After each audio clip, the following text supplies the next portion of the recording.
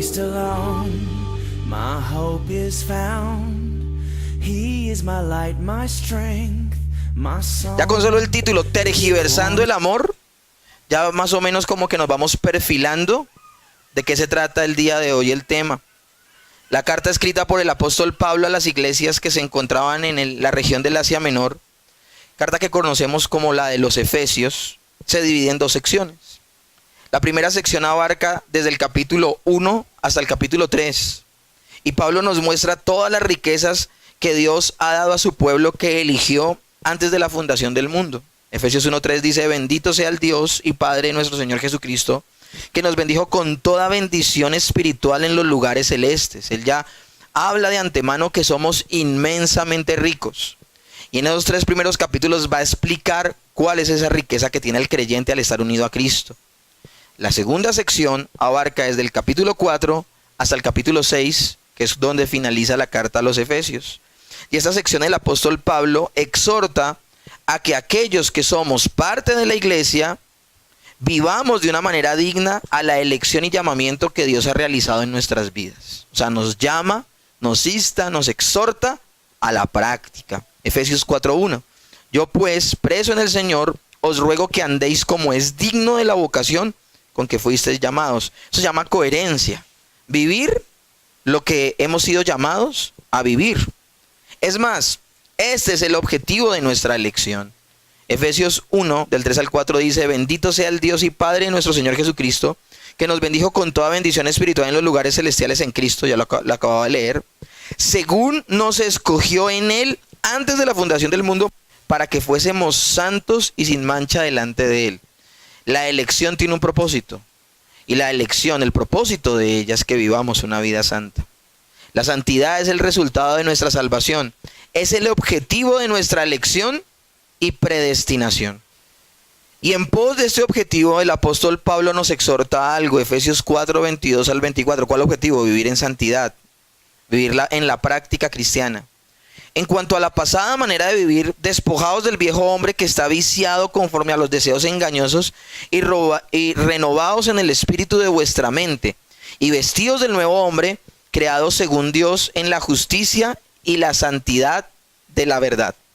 Y el apóstol Pablo nos exhorta que como quien se quita un vestido sucio, maloliente, podrido, el cristiano debe andar con una nueva vestimenta. Ese es el propósito de la elección. No es solo desechar acciones pecaminosas, como las que ya hemos visto: mentir, el rencor, el robar, el hablar mal del hermano, la falta de perdón, sino que el creyente desea vivir acorde a su elección y llamado. Reemplaza dichas acciones pecaminosas por las acciones que se esperan de un hombre que está unido a Cristo y tiene vida espiritual. ¿Cuáles son esas? Verdad, la reconciliación, el ánimo siempre dispuesto a proveer a lo que necesitan los demás, el animar al hermano con palabras sabias y la disposición siempre a perdonar. Él está motivándonos a que seamos coherentes. Y en la última enseñanza que tuvimos ya hace 15 días, porque hace 8 días hablamos del Padre Nuestro, la última enseñanza que tuvimos de Efesios, el apóstol Pablo expresa una base más fuerte porque el cristiano puede vivir de una manera diferente totalmente a la que vivía antes. Y Efesios 5:1 dice: sed pues imitadores de Dios como hijos amados. Fue lo último que meditamos. Imitar a Dios. Derribamos los argumentos que se tenían en nuestra mente, paradigmas de que nos decían que no podíamos imitar a Dios. Pero ¿quién puede ser como Dios? Y hablábamos de que podíamos imitar a Dios porque uno, fuimos hechos a imagen y semejanza suya. O sea que nuestro propósito primario al ser creado Adán fue ser ¿qué?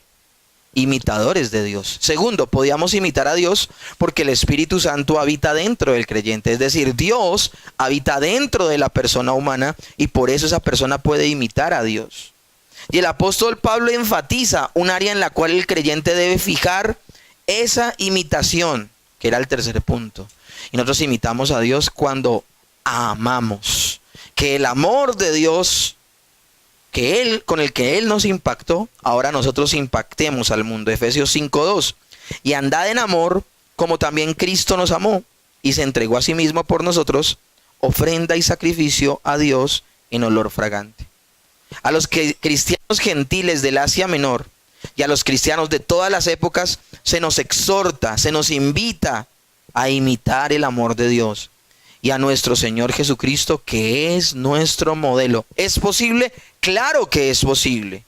El amor de Dios, el amor verdadero, tiene una característica y es darse al otro buscando beneficiarlo, bendecirlo.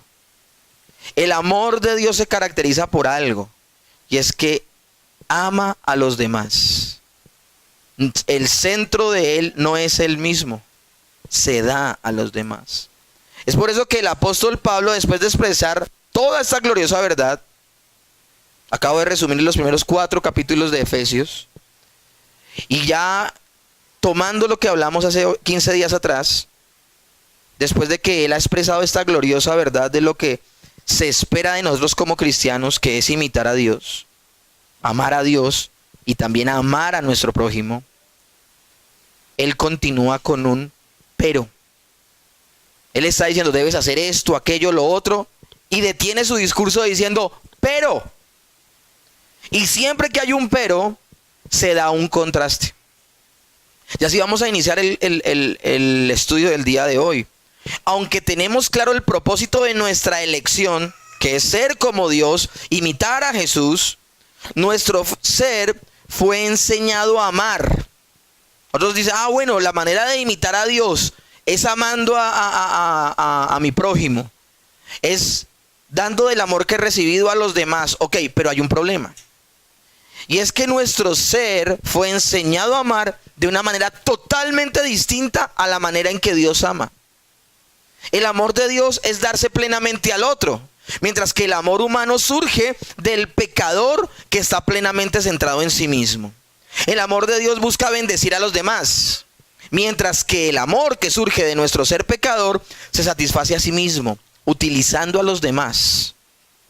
El objetivo es sentirme yo feliz. ¿Están viendo la diferencia? Y aquí yo traigo a colación el título de la predicación: tergiversando el amor. Yo les pregunto, ¿una persona de manera natural entiende entonces el amor divino? ¿El amor bíblico? De hecho, uno de los conceptos menos entendidos dentro de la cristiandad es el amor. Porque uno no puede entender el concepto del amor inmerecido, ¿cierto? Uno dice, pero ¿por qué el Señor me amó? Porque uno siempre ha tenido su mirada en el amor condicional. Te amo si me qué. Todo nace de mí. Pero así no es el amor de Dios. El amor de Dios es incondicional.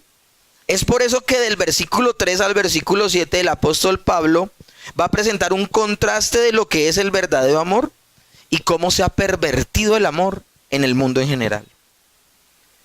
Para que, siendo expuesta la suciedad de este amor incorrecto, seamos cuidadosos de desecharla de nuestra existencia y así librarnos de una cadena terrible que impide que podamos amar como Dios amó. La gloriosa renovación de la cual Pablo habla en toda la sección de esta carta tiene como fundamento el autosacrificio, no la autoindulgencia de nuestro pecado. ¿Tú en verdad quieres amar? Acostúmbrate a algo, a autonegarte, a autonegarte. Leamos el pasaje en cuestión. Ya solo leyendo el pasaje tú vas a saber hacia dónde va dirigido. Pero bueno, antes de leerlo, a mí me llama la atención algo. Me llama la atención cómo jocosamente se habla en esta época. En esta época está tan desgastada la palabra amor que la gente fácilmente dice, amo la pizza. Oh, cómo amo esos pantalones. Oh, cómo amo el fútbol. Yo te pregunto, ¿yo puedo amar el fútbol? ¿Yo puedo amar una cosa? Cuando el amor es un sentimiento que está asociado a una persona, no a un objeto. Si tú amas los objetos, eres materialista. El amor es un concepto que implica a otro ser moral. Amén. Entonces, ya comenzando desde allí, ya nos podemos dar cuenta cómo está desdibujada la palabra amor. Ahora, listo, voy a amar solo personas. Pero cuando tú centras tu amor primeramente en ti mismo, estás también embarrándola. ¿Por qué? Porque tan mal como amar un objeto es prodigarse autoamor. Algo que se ha vuelto famoso. La gente paga millones de pesos acá en Colombia para que les hablen de autoestima. Es que este joven tiene baja estima. ¿Saben? El problema del hombre nunca ha sido la baja estima. Nunca. Aún el tímido. Aún el que no se acepta a sí mismo físicamente. No tiene problemas de estima. Tiene tan clara su estima que no está conforme consigo mismo. ¿Me comprenden? La autoestima no ha sido un problema en el hombre. El hombre siempre ha tenido un ego tan grande, tan terrible, que por esa razón tiene tantos problemas de relacionarse con los demás. Entonces aquí el punto ¿cuál es? Hoy vamos a señalar lo que no es el amor y cómo se ha tergiversado. Pido que el Señor nos auxilie y nos ayude. Efesios 5 del 3 al 7. Pero fornicación y toda inmundicia o avaricia ni aun se nombren entre vosotros como conviene a santos. Ni palabras deshonestas, ni necedades, ni truanerías que no convienen, sino antes bien acciones de gracias. Porque sabéis esto, que ningún fornicario o inmundo o avaro o idólatra tiene herencia en el reino de Cristo y de Dios. Nadie os engañe con palabras vanas, porque estas cosas sobre ellas viene la ira de Dios, sobre los hijos de desobediencia. No seáis pues participantes con ellos. Pablo inicia exponiendo la tergiversación de lo que es el amor de Dios con la palabra griega porneia. Él dice ninguna fornicación. El término fornicar viene del griego porneia, que en la versión Reina Valera está traducido como fornicación, pero realmente se queda como corto el término fornicación, porque porneia viene del término porneia, viene por eso la palabra pornografía, y expone cualquier perversión sexual. Entonces porneia significa toda actividad sexual fuera del ámbito que el Señor consagró como correcto para tener relaciones sexuales, que es dentro del matrimonio y con alguien del otro sexo, del sexo opuesto. No hay palabra independiente de las escrituras para adulterio, relaciones sexuales fuera del matrimonio, homosexualidad, bestialismo, pornografía, masturbación. No existe. La única palabra es porneia. Todas están catalogadas de la misma manera. Todas son una inmundicia delante de Dios. Cada una de ellas va en contra de su voluntad y se desdibuja el plan divino de Dios con la sexualidad. Ahora, yo creo que es hacer un acto en el camino. Y quiero decirles algo. No quiero que en ese momento vean sencillamente a alguien que está lanzando información. Yo estoy predicando desde mi propia debilidad, porque también soy humano. ¿Ok? Y a mí Dios me evaluó mucho con la predicación del día de hoy, no solamente por la parte moral, sino en lo que se va a hablar más adelante de trodanerías y de malas palabras. ¿Ok? Porque el hecho de que haya un remanente de pecado en nuestras vidas hace de que si nosotros abrimos puertas, podemos caer y cometer grandes pecados.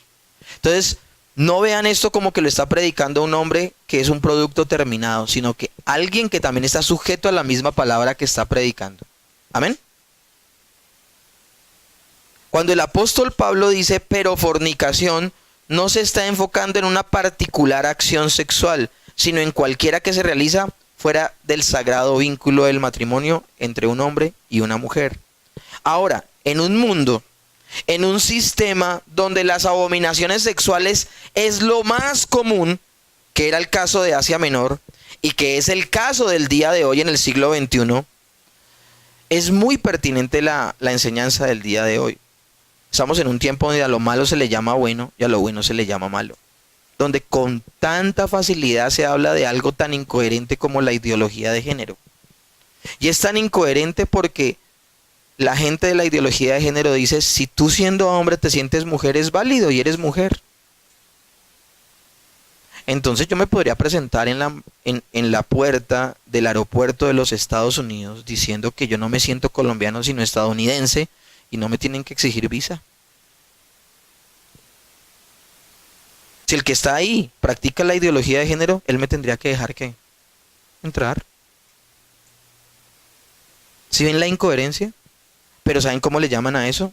Le llaman a eso inteligencia. Le llaman a eso modernidad. John Stott decía, Esto era demandar un valor muy alto porque en Asia lo común era la inmoralidad sexual. Y debido a que la diosa griega Artemisa, o Diana de los romanos, o Diana de los efesios, también como era conocida, Artemisa de los efesios, era la diosa de la fertilidad, su adoración estaba ligada a orgías sexuales. De hecho, en el templo de la diosa Diana, que aclaro, el templo de Diana de los efesios era una de las 7 maravillas del mundo antiguo, no sé si sabían. Una maravilla del mundo era un templo pagano donde se practicaba prostitución santa. Es decir, una persona quería orar a Diana de los efesios, lo primero que tenía que hacer era ir a una sacerdotisa que era realmente una prostituta y acostarse con ella. Porque la única manera de tener contacto con ese ídolo era a través de las relaciones sexuales. Entonces esto era pan de todos los días. El mundo helénico era un mundo altamente inmoral. Era fácil que tú entraras a una casa de esa época y las pinturas eran 2 personas, un hombre y una mujer teniendo relaciones en la sala de la casa. Las fiestas de allá eran las fiestas en honor al falo, o sea, al pene, en honor a la vagina. Eran cosas muy sexuales, eran cosas muy fuertes y era el pan de todos los días. De hecho, el mismo mundo hacía que viéramos el cuerpo humano de una manera natural. Los baños eran públicos, la gente hablaba mientras defecaba y no había problema. ¿Y cómo te fue? No, bien y tal. Y estaban ahí sentados. Esa era la manera de verlo natural. Entonces, como se veía tan natural el cuerpo, también era natural y no había algo llamado intimidad. Y era algo muy difícil. Los cristianos del Asia Menor del primer siglo, como nosotros ahora en el siglo XXI, han pasado 20 siglos y la cosa no ha cambiado, no podemos evadir nuestra responsabilidad expuesta en esta carta. El reto del cristiano es vivir de la manera acorde a lo que somos, hijos de Dios. En la década de los 60, por ejemplo, para que nos demos cuenta, ya les hablé un poco del mundo helénico, les hablé un poco del primer siglo, ahora hablemos de esta época, del siglo XX. En la década de los 60 el ambiente social y filosófico era el hipismo y se tenía un lema, ¿cuál era? Haz el amor y no la guerra. Paz y amor, haz el amor y no la guerra. Pero ese hagamos el amor no era más que un desenfreno sexual sin ningún tipo de compromiso y sexualidad. Solo era una manera de satisfacer los deseos utilizando a otra persona. La década de los 60 fue donde comenzó el mayor movimiento de paternidad irresponsable que ha habido en todas las épocas. Hasta esa época se veía un hombre con los pantalones bien puestos que sacaba adelante a su familia. Pero de la época de los 60 para acá se empezó a ver una irresponsabilidad y se empezó a ver cómo empezó a bajar los ítems de varonilidad en los hombres. Y cuando hablo de bajar varonilidad en los hombres, no estoy hablando de un poco de gente homosexual. No, estoy hablando de hombres que pueden ser muy heterosexuales, pero que dejan hijos regados por todo lado. No sé si ustedes sabían, pero los que más renuncian a los trabajos son hombres. Los que más se suicidan son hombres. Los que más se separan son hombres. Porque hay una crisis de masculinidad al interior de los hombres. Yo como hombre no tengo que desertar del heterosexualismo y volverme homosexual para renunciar a mi varonilidad. Hay hombres que se acuestan con cualquier mujer que se les atraviesa y no son para nada masculinos. Porque abandonaron sus hijos, le temen a todo, sufren de estrés, necesitan un psicólogo para todo. Todo los amedranta, todo los atortola, todo les causa miedo. Cuando el hombre en su naturaleza, en su esencia, fue creado para proteger a la mujer. Ahora las que conquistan son las mujeres. Cuando el que tenía que presentarse y halagar y conquistar a la mujer era el hombre. Ahora son las mujeres las que toman la iniciativa en casi todo. Las grandes empresas, quienes las dirigen son mujeres. ¿Por qué? Porque el hombre lastimosamente ha dejado de ser constante, temeroso, que se esconde detrás de un juego de video. Nunca maduran.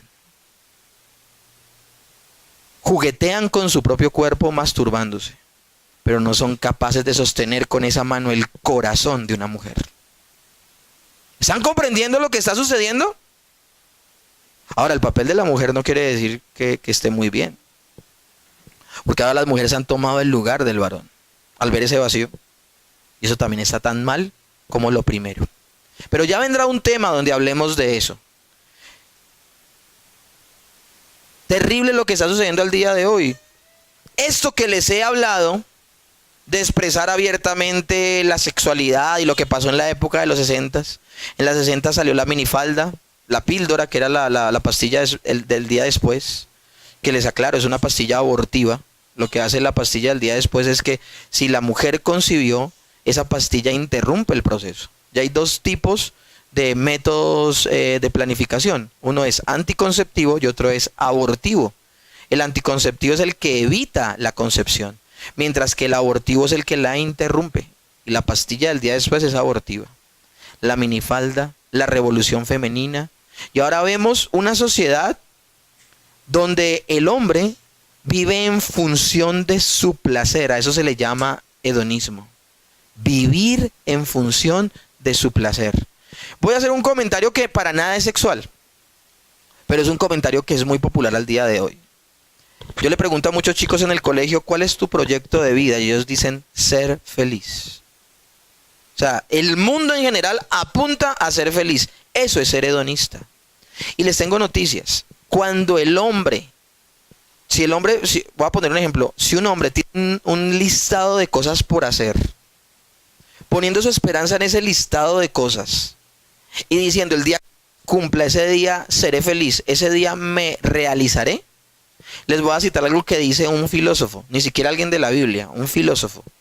Un filósofo decía, hay dos tragedias que aquejan al hombre: no tener lo que quiere y tenerlo. Esa persona, luego de que cumpla todo lo que está en ese listado para ser feliz, cuando termine la última cosa, ese día se sentirá tan infeliz como cuando solamente tenía lograda la primera cosa en su lista. El hedonismo es un sofisma de distracción, porque el hombre no puede ser feliz lejos de Dios. El hombre siempre se sentirá incompleto. ¿Por qué personas que tienen éxito garrafal, dinero en sus cuentas bancarias, tienen todo lo que una persona puede desear, se suicidan? Porque hay un vacío tan inmenso en el corazón del hombre que no puede ser llenado por alguien más que Dios. Pero el hombre, lastimosamente, ha preferido correr en dirección a satisfacer sus deseos. Y en esa desenfrenada carrera tergiversó el amor.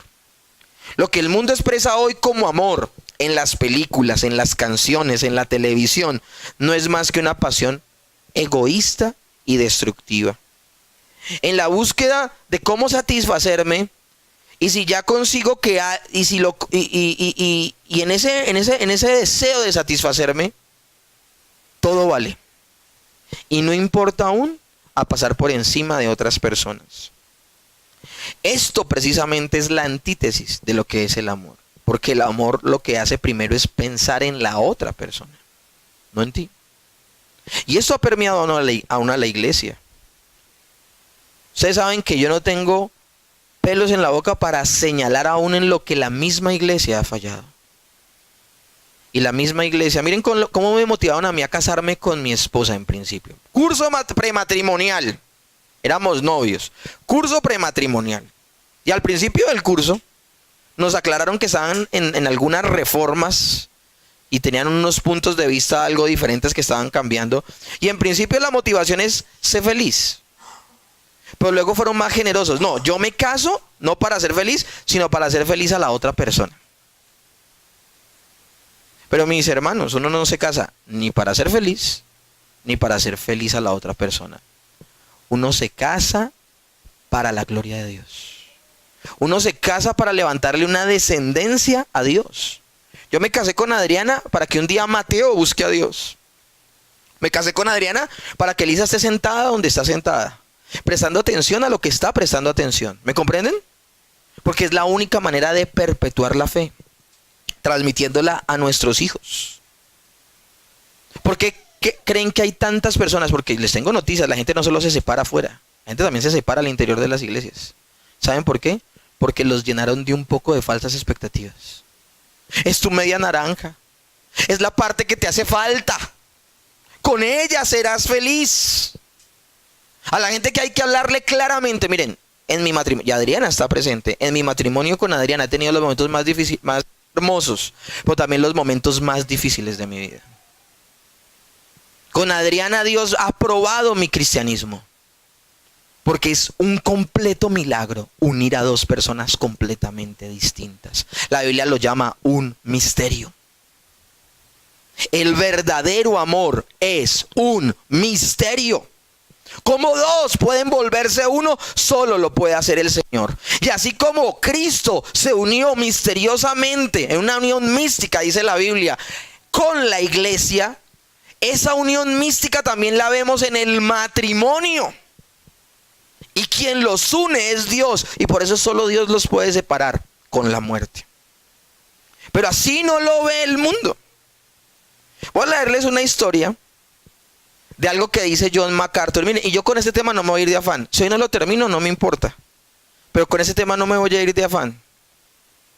Miren lo que dice John MacArthur, ilustrando con una historia lo que supuestamente es el amor y no lo es. Una pareja recién casada, saliendo de la boda, se subieron a su carruaje tirado por un caballo. El novio conducía románticamente las riendas del animal. De un momento a otro el caballo se detuvo bruscamente y el novio le dijo al caballo: va una. Un poco más adelante del camino el caballo volvió a detenerse de la misma forma y el novio le dijo: van dos. La tercera vez que el caballo hizo lo mismo y se detuvo, él tomó una pistola y lo mató. Su esposa, aterrorizada y escandalizada, le dijo: ¿qué haces? El novio se volteó y le dijo: va una. En Hollywood, más exactamente una pareja de Hollywood, se casaron en Las Vegas y batieron el récord de lo que menos ha durado un matrimonio. 2 horas y media después de haberse casado, argumentando diferencias irreconciliables. Aclaro, llevaban solo 2 meses de novios. Yo puedo conocer en 2 meses a una persona también como para poder decir que hay diferencias irreconciliables, pregunto yo. Ese es el mundo en el que vivimos el día de hoy. He tenido consejerías donde hay personas que me exigen que se divorcien, porque ven el divorcio como una opción en el creyente. El divorcio en el creyente no es una opción. Ahora, ¿por qué Moisés le dio carta de divorcio a las personas? Porque el castigo del adulterio en esa época, es decir, si se pillaba a uno de los cónyuges en infidelidad, ¿el castigo qué era? Ser apedreado. Pero es que Moisés apedreó a 1, apedreó a 2, apedreó a 3, apedreó a 4, y se dio cuenta que estaba apedreando a todo el pueblo y se iba a quedar sin pueblo. Entonces el divorcio empezó a ser como una forma de misericordia del Señor, donde decía: ya no lo vas a apedrear, sino vas a que públicamente esa persona sea aborrecida. ¿Lo están comprendiendo? Por eso Jesús dice: en el principio no fue así.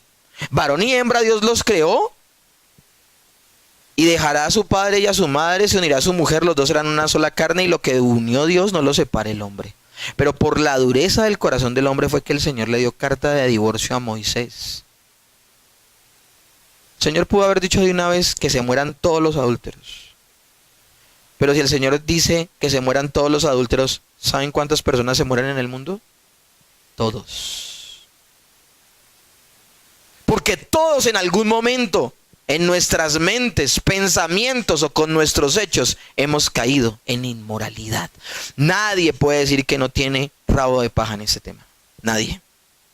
Nadie es nadie.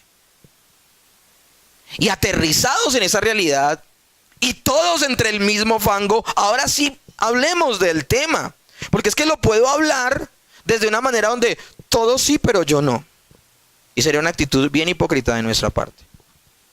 Ese es el amor del mundo, el que surge natural de un corazón caído. La tergiversación del amor que debemos imitar, por lo contrario, es el amor tal cual como Dios nos lo enseña, que es darse en pos del bien del otro.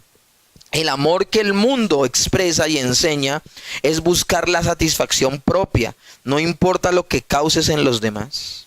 Por eso el apóstol Pablo comienza hablando de cómo se ha tergiversado el amor con un pero, y el pero es el contraste. Pero fornicación, verso 3 de Efesios 5, se refiere a que cuando el hombre y una mujer utilizan el área sexual de su vida de una manera aborrecible para Dios, es decir, fuera del vínculo familiar, están expresando un falso amor, que desdibuja de todas las maneras y de todas las proporciones el amor de Dios, que quiere que nos expresemos unos a otros. ¿Por qué? Porque el amor debe tener un ingrediente importante, y es el compromiso. Si ustedes van al parámetro bíblico, nunca van a encontrar que los matrimonios de la época bíblica se realizaban como se realizan al día de hoy. En esa época no se paraba un pastor o un rabino a casar puntualmente a las personas, ¿no? Lo que se hacía en una boda era que los papás bendecían y públicamente aprobaban esa relación. Y lo que unía al novio con la novia, al desposado con la desposada, lo que los unía no era un papel firmado o una argolla en el dedo. Lo que los unía era la relación sexual. El orden era el siguiente: un año antes de la boda, el hombre con su familia iba a donde la novia y su familia, y hacían un pacto público donde se desposaban, es decir, acordaban las dos familias que iban a ser esposos esos dos jóvenes. Y tenía un año el hombre. Miren cómo se demostraba la varonilidad en esa época. Tenía un año ese joven para levantar una casa, construirla, llenarla de enseres y demostrar que podía mantener una familia. Luego de ese año, él iba y recogía a su novia y la llevaba hasta la casa. Antes de salir la novia, los papás de la novia bendecían a la novia. Y al llegar a la nueva casa, ellos tenían, mientras toda la gente estaba en la fiesta, en las bodas, ellos entraban públicamente a su casa. Públicamente es que la gente veía que entraban, siendo dos. Y al tener su primera relación sexual en la noche de bodas, se volvían uno. Ese era el sello de su matrimonio. ¿Me están comprendiendo? Al día de hoy la gente le tiene pavor a firmar un documento, pero se acuestan con cualquier persona. Y no entienden que no es un documento lo que te une a otra persona, sino es la relación sexual. Es tan misteriosa la sexualidad que tú no te estás acostando solamente con esa persona, te estás acostando con toda la gente que se acostó a esa persona. Y eso hasta los médicos lo dicen. ¿Me comprenden? Por eso es tan importante la virginidad. Por eso es tan importante la castidad. Pero en esta época se burlan de la castidad. Cuando dos personas entran solamente esperando satisfacer su parte corporal, no están entendiendo lo maravilloso y místico del amor. Y en esta época pasa eso. Hay tres palabras que describen la palabra amor. Una describe el amor físico, que es lo sexual. Otra describe el amor de amigos, lo filial. Y otra describe el amor con compromiso, que es el amor perfecto. Esos tres ingredientes los debe tener un matrimonio. Debe haber una plenitud en cada uno de esos aspectos, pero al no haber uno de esos tres aspectos, sexualidad, amistad y, escúchenme bien, compromiso, esa relación va a andar coja. El único que puede crear eso es el Señor.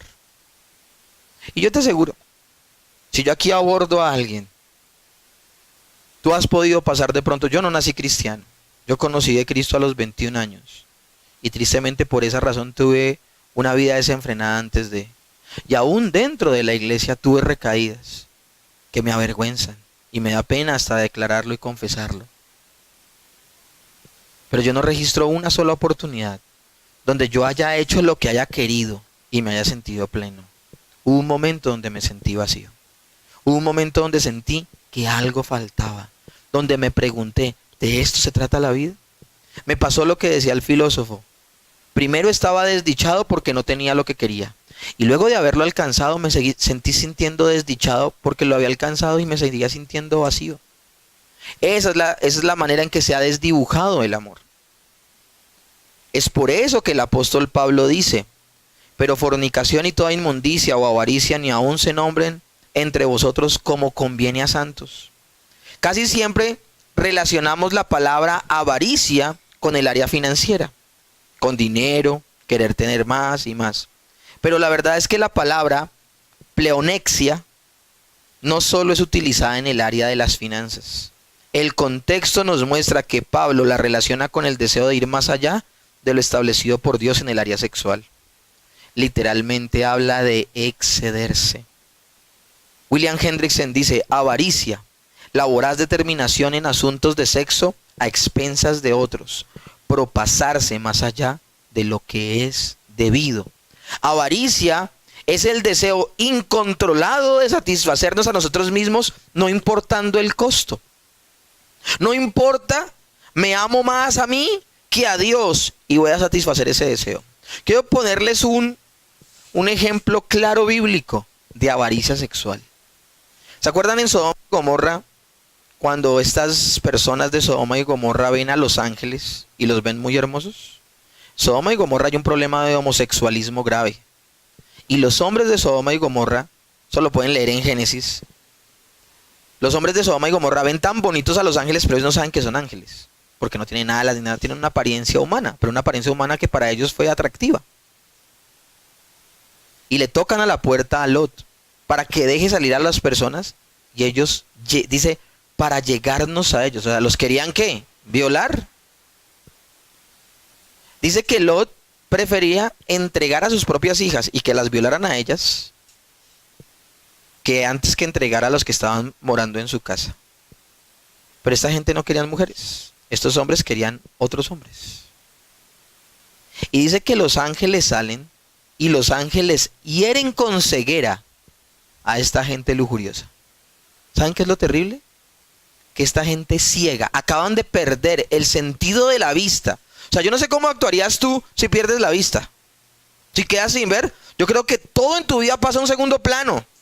Tú te quedas ciego de un momento a otro y no empiezas a pensar en qué quedó la novela. ¿Será que ganamos el martes el partido? No, todo pasa a una segunda instancia y tú dices, me quedé ciego. ¿Saben qué hacen estas personas ciegas? Seguían ciegos buscando la chapa de la puerta para abrir y entrar, porque seguían teniendo ganas de tener relaciones con ellos. ¿Están entendiendo la avaricia que tenían? Yo una vez tuve la oportunidad hace como 10 años de hablar con un hombre ciego que me decía y me reconocía: soy adicto a la pornografía. Yo le decía: ¿cómo una persona ciega puede ser adicta a la pornografía si se trata de ver? Dice: pues yo de nacimiento no veo, pero mi mente siempre ha visto. Y en mi mente puedo ver claramente a una mujer. La avaricia. Eso es lo que realmente sucede cuando una persona utiliza su área sexual fuera del sagrado y maravilloso vínculo del matrimonio entre un hombre y una mujer. Esas palabras se expresan sin abrir la boca. Es por eso que el apóstol Pablo llama a la avaricia idolatría. Porque yo me convierto en el Dios de mi vida. Yo vivo en función de darme placer. Vuelve el término que les dije al principio. ¿Cuál fue? Hedonismo. Efesios 5:5 dice: porque sabéis esto, que ningún inmundo o avaro que es idólatra. El apóstol Pablo aclara puntualmente que la avaricia sexual es idolatría. Tener en el primer lugar de mi corazón otro que no sea Dios. Colosenses 3:5 dice: haced morir pues lo terrenal en nosotros: fornicación, impureza, pasiones desordenadas, malos deseos y avaricia, que es idolatría. Sí, idolatría, porque hay otro Dios diferente al Señor de los cielos y la tierra, que está dentro de ti, y ese Dios eres tú mismo. Cada vez que nos dejamos llevar de nuestros deseos, pasamos por alto lo que Dios ha establecido y estamos proclamando: estoy por encima de Dios. Y por eso nos hace idólatras. Yo quiero leerles un pasaje, y yo creo que con la explicación que les voy a dar de este pasaje vamos a dejar el día de hoy. Yo quiero dejar el problema en el tapete y quiero que pongamos esta área de nuestras vidas delante de Dios. Amén. Segunda de Samuel 13, del 1 al 14, habla de la historia de dos hijos del rey David. Ahora, esto carecería de peso si yo no les hablo de lo que hizo el rey David. El rey David, ustedes saben que adulteró con la esposa de uno de sus siervos, de Urías Eteo. Y luego, para tapar su pecado, porque la mujer quedó embarazada, mandó a matar a su propio soldado, poniéndolo en lo más recio de la batalla para que lo matara el enemigo. Él adulteró, David, el rey David, el hombre que tiene conforme el corazón al de Dios, adulteró, conspiró y asesinó. Él pensando que se había salido con la suya porque efectivamente Urías murió. Y luego él quedó muy digno delante de todo el pueblo cuando quiso consolar a la viuda y la llamó a ser su esposa. Y todo el pueblo ignoraba que el bebé que llevaba en el vientre esa mujer era de David, causa de su adulterio. El profeta confronta al rey y le dice: has pecado. David se arrepiente, pero las consecuencias de su pecado quedaron vigentes. Y las consecuencias fueron: nunca se alejará de tu familia la inmoralidad. Yo quiero hablarles de algo que pasó con dos príncipes. Lo que pasó en un palacio real. Porque a veces uno piensa que la inmoralidad es del estrato 1 por allá en el distrito de Agua Blanca. No, aún también en Ciudad Jardín se hacen las peores perversiones. ¿Me están comprendiendo? Esto no es de estratos. Esto es de tener o no tener dinero. Eso no se trata de ser muy ignorante o de ser muy sabios. La inmoralidad ha permeado todos y cada uno de los estratos sociales, culturales y aún intelectuales. Segunda de Samuel 13, del 1 al 14 dice: aconteció después de esto, que teniendo Absalón, hijo de David, una hermana hermosa que se llamaba Tamar, se enamoró de ella Amnón, hijo de David. La palabra se enamoró aparece muy pocas veces en la Biblia, y aparece acá. Solo leyendo este pasaje, si dice: los que conocen de la palabra de Dios, cuando dice aconteció que después de esto, teniendo Absalón, hijo de David, una hermana hermosa que se llamaba Tamar. O sea que Tamar es que de David, es hija de David.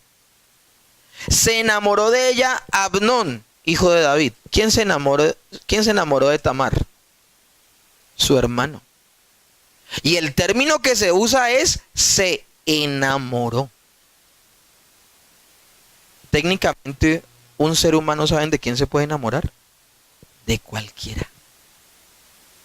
Ese pasaje de las Escrituras deja ver que un ser humano se puede enamorar de cualquiera, aún de su hermana, aún de una persona del mismo sexo, aún de un animal. Pero yo les pregunto algo: ¿el mandamiento del Señor es enamorarnos? ¿Cuál es el mandamiento del Señor? Amar. Ya hay una gran diferencia entre enamorarse y amar. Enamorarse son las mariposas en el estómago, ese sentimiento exaltado, eso que ves a esa persona y se te pasa, es algo muy emocional, es algo muy corporal. Mientras que el amor es amar a pesar de. Cuando la Biblia dice que de tal manera amó Dios al mundo, olvídate que el Señor te ve a ti y siente mariposas en el estómago. De eso no se trata. Se trata que te ve a ti, ve tu vileza, ve tu pecado, ve tu maldad, y a pesar de eso decide amarte. Porque la mayoría de personas se divorcian porque dejan de sentir mariposas en el estómago. Es que ya no era igual. Que nunca fuiste llamado a eso. Nunca fuiste llamado a sentir eso. A veces demandamos que nuestro cónyuge sea perfecto cuando nosotros no somos perfectos. ¿Quieres casarte con un príncipe? Sé una princesa.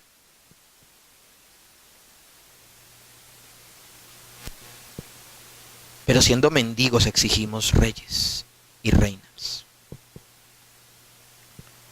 Y estaba Amnón angustiado hasta enfermarse por Tamar su hermana, pues por ser virgen le parecía a Amnón que sería difícil hacerle cosa alguna.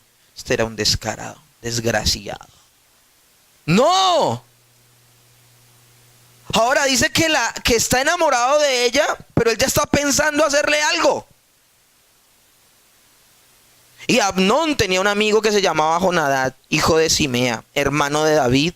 Y Jonadab era hombre muy astuto. Una manera muy diplomática de decir que era malo, que era torcido. Y este le dijo: hijo del rey, ¿por qué de día vas enflaqueciéndote así? ¿No me lo descubrirás a mí? Y Amnón le respondió: yo amo a Tamar. Miren que ahí ya se suma la vaina. Ya no dice estoy enamorado, dice que yo amo a Tamar. Un diagnóstico incorrecto. Nuevamente, como se dice, amo mis pantalones, amo la pizza, amo el fútbol, amo a Tamar, mi hermana. Porque hay un concepto errado de la palabra amor. No se conoce lo que es el amor. Yo amo a Tamar, la hermana de Absalón, mi hermano. Y Jonadab le dijo: acuéstate en tu cama y finge que estás enfermo. Y cuando tu padre viniere a visitarla, dile: te ruego que venga mi hermana Tamar para que me dé algo de comer y prepare delante de mí alguna vianda, para que al verla yo la coma de su mano. Se acostó pues Amnón y fingió que estaba enfermo, y vino el rey a visitarle. Y dijo Amnón al rey: yo te ruego que venga mi hermana Tamar y haga delante de mí 2 hojuelas para que coma yo de su mano. Y la abeja de David, bueno, eso no está, ¿no? Y David envió a Tamar a su casa diciendo, o sea, ¿cómo él pone en esa condición a su hija? Y David envió a Tamar a su casa diciendo: ve ahora a casa de Amnón tu hermano y hazle de comer. Y fue Tamar a casa de su hermano Amnón, el cual estaba acostado, y tomó harina y amasó e hizo hojuelas delante de él y las coció. Tomó luego la sartén que nunca debió haber soltado, y la sacó delante de él, mas él no quiso comer. Y dijo a Amnón: echad fuera de aquí a todos. Y todos salieron. Entonces Amnón dijo a Tamar: trae la comida a la alcoba para que yo la coma de tu mano. Abeja también Tamar de haber entrado a la alcoba. Y tomando Tamar las hojuelas que había preparado, las llevó a su hermano Amnón en la alcoba.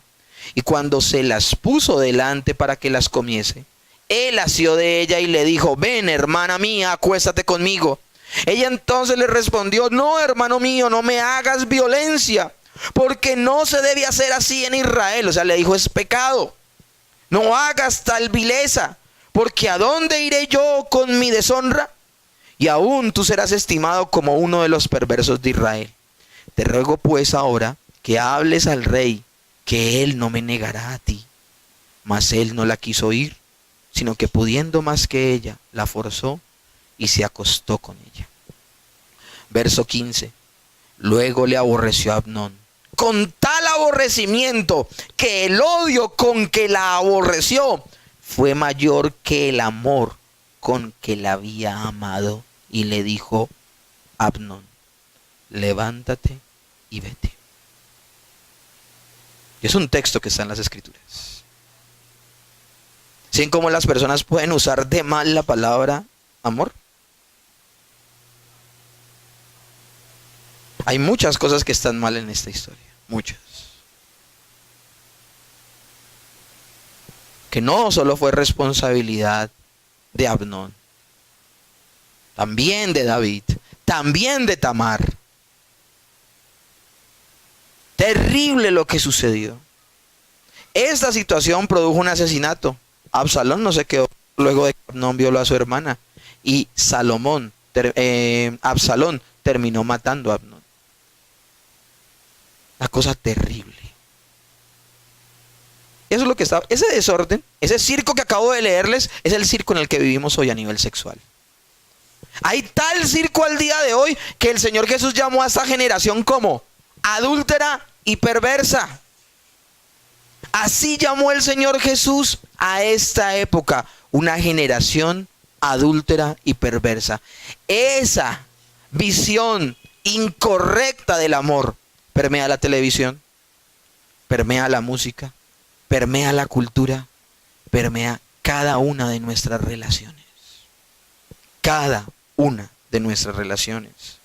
¿Qué amor tenía Amnón por Tamar? Después de que satisfizo su deseo, ¿qué hizo? La echó. Eso es lo que está pasando al día de hoy. El hecho de que todos hablemos el mismo idioma no significa que estemos haciendo lo correcto.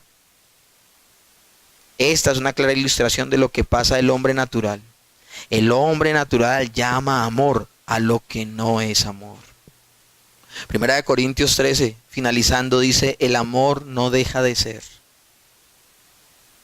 Y se los he dicho varias veces, yo pensé que ese texto significaba que el amor no se acababa. Pero no, realmente el texto cuando dice el amor no deja de ser significa que si en algún momento del trayecto yo dejo de amar a mi esposa, significa no que el amor se acabó, significa que nunca fue amor. Porque el amor no deja de ser. El amor no se diluye, el amor no se acaba, el amor no se da por porciones. No es que va a tanquear 100 de amor. El amor es o no es. Si es amor, no deja de ser. Pero el amor que la gente está practicando el día de amor es un amor egocentrista, un amor hacia sí mismo que no le importa atropellar para conseguir aquello que desea. John MacArthur nuevamente dice: por cuanto estos pecados parecen tan atractivos y prometedores, esposas son olvidadas, hijos son descuidados, hogares son destruidos, amigos son puestos a un lado porque no se escatiman esfuerzos con tal de cumplir el deseo de tener aquella persona codiciada, y todo en nombre del amor. Debido a la fuerte naturaleza sexual de los seres humanos, los pecados sexuales son poderosos y pueden pervertir en manera inimaginable si se les da rienda suelta. Estos pecados conllevan a una insensibilidad en cuanto a los sentimientos y bienestar del otro, a una horrible brutalidad y frecuentemente al homicidio, como testifican diariamente las historias que aparecen en los diarios. Ustedes pueden creer que aún la ley judicial ha llamado a una clase de asesinatos a actuar en, ¿cómo se llama? Actuación en profundo dolor. Les voy a hablar un poco de eso. Si un hombre encuentra a su mujer siéndole infiel con otra persona, y esa persona toma una pistola y mata a ambos o mata a uno, la justicia lo protege, ¿saben? Y lo protege con un argumento que se llama que actuó en intenso dolor. Y ese intenso dolor por un momento lo volvió ¿qué? Loco. Y no era consciente de sus actos. Ese es el mundo en el que vivimos hoy. Un mundo que justifica. Pero así como se justifica el asesinato, al día de hoy se justifica todo el tiempo el por qué yo actúo de X o de Y manera. Se justifica la infidelidad, se justifica las relaciones prematrimoniales, como las fuera del matrimonio, se justifica las relaciones con personas del mismo sexo, y se justifica aún relaciones con niños y con animales. En nuestra viciada, incorrecta manera de ver las cosas, uno puede amar cualquier cosa. Pues si se ama la pizza, un pantalón o el fútbol, ¿qué otra cosa no podría amar? Pero fornicación y toda inmundicia o avaricia, Pablo utiliza una palabra mucho más amplia que porneia. Si porneia abarca todo un acto sexual fuera del matrimonio, acardacía, que Reina Valera traduce como toda inmundicia y la Nueva Versión Internacional como ninguna clase de impureza, abarca mucho más. No solamente abarca actos, sino también palabras, pensamientos, intenciones del corazón y deseos y pasiones. No podemos darle cabida a los pensamientos lujuriosos. Pueden llegar y cuando lleguen debemos luchar inmediatamente por desecharlos. Esa es la batalla en la lucha espiritual. Un hombre de Dios decía: yo no puedo evitar que los pájaros vuelen sobre mi cabeza, pero sí puedo evitar que hagan nido en ella. Hay gente que dice: es que no puedo dejar de pensar en eso. Falso. No es que no puedas dejar de pensar en eso. No quieres dejar de pensar en eso. La Biblia lo habla como llevando todo pensamiento cautivo a la obediencia de Cristo. Somos responsables de evitar estar en un ambiente que genere dichos pensamientos. Nos hemos tomado el día de hoy en la congregación para establecer el problema. No tengo tiempo para hablarles de algo más. En principio el Señor nos ha dicho, despójense de esa vestidura inmunda. Esto no es negociable en nosotros. Si el Señor habita dentro de nosotros, somos capaces de despojarnos de esto. Ahora la pregunta del millón es, ¿el amor de Dios habita dentro de nosotros?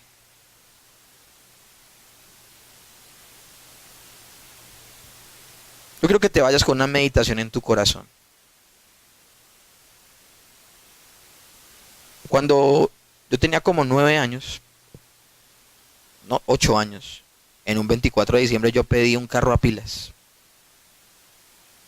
Carro de policía, control remoto. Cuando abro el regalo y veo que era lo que había pedido, me puse feliz. Lo saqué del estuche, cogí el control y oprimí el botón para jugar con él. No funcionó. Salió dañado, hay que cambiarlo, yo sufría. Cuando mi papá vio en la caja, pilas no incluidas. Todo cerrado a esa hora. Y ahí estaba yo con mis 8 años llorando hasta las 9 de la mañana del otro día que abrieran una tienda para probar mi regalo. Algunos creyentes piensan que Dios actúa así. Que Dios sencillamente te dice, ama. Y no te dice cómo. Deja el pecado sexual. Y no te dice cómo. De hecho, te deja por tu cuenta. Esfuércese. Como creemos que nos gana, como por mucho tiempo creímos que el cielo no lo ganábamos por nuestras obras, también pensamos que es por nuestras obras que nos mantenemos en pie en esa salvación. Pues les tengo noticias, no somos salvos por obras, somos salvos por gracia.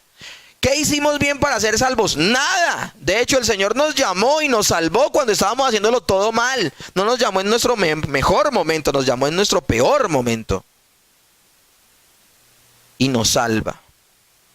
Y en el momento que nos salva nos da un precioso regalo. ¿Y saben cuál es el precioso regalo que el Señor nos da? Su Espíritu Santo. Dios mismo actúa dentro de ti y por eso tú le puedes decir no a lo que otros no le pueden decir no. Dios no nos dio el regalo de la salvación sin incluirnos las pilas, porque sería un camino muy doloroso e imposible. El Señor nos dio la salvación y juntamente con ella nos dio su Espíritu Santo. Nosotros podemos de manera inmediata decirle no al pecado. Si tú no le puedes decir no al pecado, eso quiere decir que no eres salvo. No estoy yo puesto aquí para decidir quién es y quién no lo es. Serán tus acciones las que lo decidirán. Amén. Señor, en esta mañana te damos las gracias. Hasta ahora estamos iniciando este tema necesario de hablar. Ponemos delante de ti nuestras vidas y te suplicamos, ayúdanos. Nos has dado ya todo. Hoy teníamos que mostrar esta radiografía clara del estado de nuestra sociedad para poder evitar ser parte de ello. Perdónanos, Señor, porque todos hemos pecado en esta área. De alguna manera, Señor. Perdónanos. Limpia nuestras mentes y nuestros corazones. Limpia nuestras actitudes y más profundos pensamientos. Pero también limpia nuestras acciones. Permítenos vivir en santidad. En el nombre de Jesús. Amén.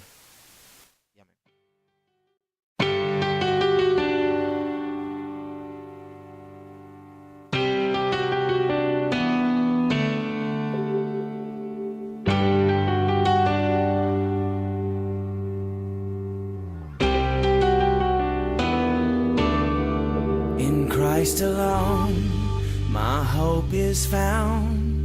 He is my light, my strength, my song.